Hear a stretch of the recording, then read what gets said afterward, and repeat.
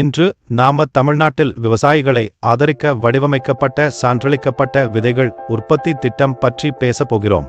இந்த திட்டம் விவசாயிகள் உற்பத்தி செய்யும் பருப்பு வகை சான்றளிக்கப்பட்ட விதைகளுக்கு ஒரு குவிண்டலுக்கு 1000 ரூபாய் மானியம் வழங்குகிறது. இது விவசாயிகளுக்கு நல்ல விளைச்சல் கிடைக்க உதவுவதற்கும் உயர்தர விதைகளை வளர்ப்பதற்கும் நிதி உதவி வழங்குவதற்கும் ஆகும். இந்த திட்டத்திற்கு விண்ணப்பிக்க அருகிலுள்ள வேளாண்மை அலுவலகத்திற்கு சென்று சான்றளிக்கப்பட்ட விதைகள் உற்பத்தி திட்டத்திற்கு விண்ணப்பிக்க விரும்புகிறேன் என்று சொல்லுங்கள். சில முக்கிய ஆவணங்களை கொண்டு செல்லுங்கள்.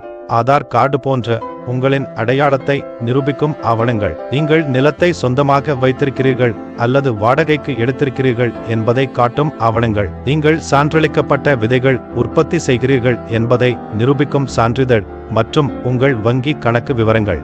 நினைவில் கொள்ளுங்கள், அனைத்து ஆவணங்களும் நிலத்தை சொந்தமாக வைத்திருக்கும் பதிவு செய்யப்பட்ட விவசாயியின் பெயரில் இருக்க இன்புட் வேண்டும்.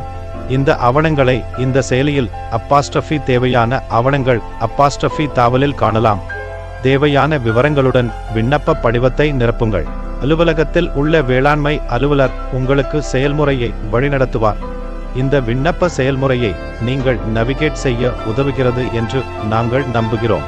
உங்கள் நேரத்திற்கு நன்றி.